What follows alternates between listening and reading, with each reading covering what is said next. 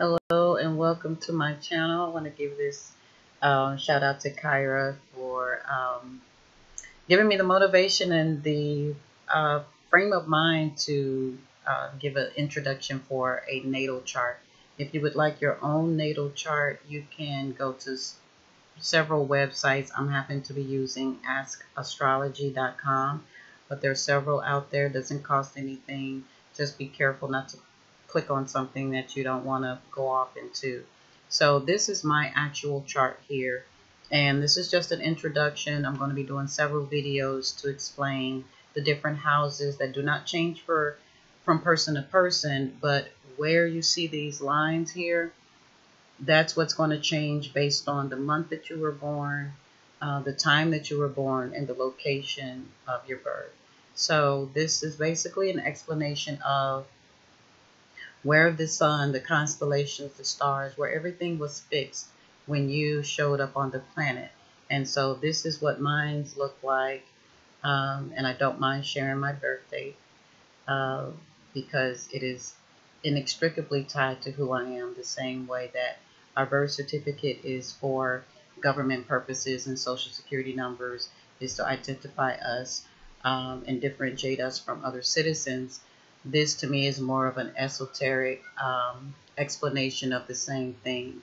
And so this is marked by, again, your location, the same way that we talk about in the Bible, the nativity, and how the magi, the three wise men, proverbially or otherwise, how they were able to mark Jesus's birth based on a birth chart. So this is their natal chart, and everyone has one like a fingerprint, and it is your birthright, your information, your stamp on saying that I've been here. So this is kind of your ethereal print or carbon print, because we know we are in this stardust body. So that being said, I have house number 2, house number 4, house number 6, 7, and 8 without placement. House number 6 is the Capricorn, and we know that the Gregorian calendar starts in January. The goat, the Capricorn, is known as the goat, the greatest of all time. And so we all have a Capricorn in us, if you will. We all live in January. We use all 12 months of the year, and it is up to us how we navigate through those months. So January and Capricorn is known as very hard workers.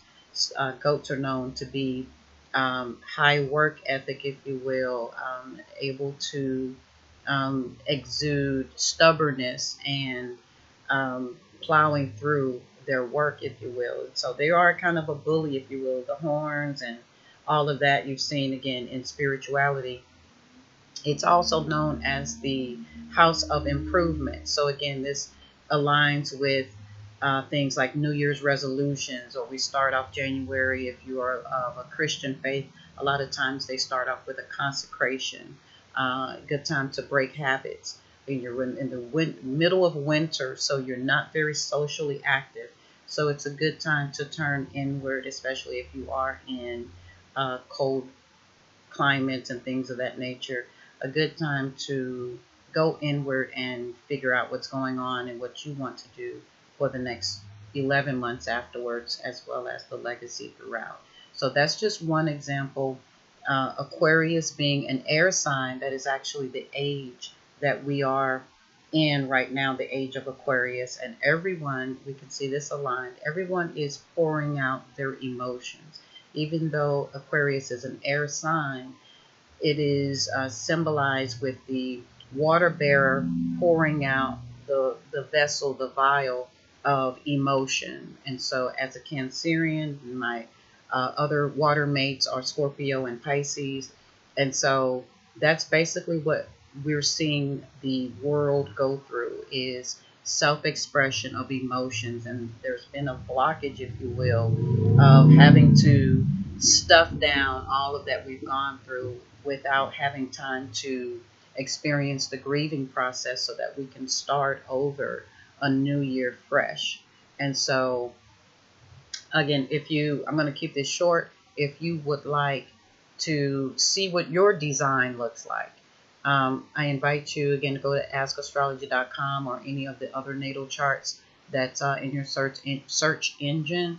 And if you would like for me to personally interpret and discuss, I'm not just going to read your chart and read your mind or anything like that. It's actually a time for us to talk and consult. What are the areas that you feel, based on what you find in your chart, what are the areas that you would like to focus on for this year in 2022?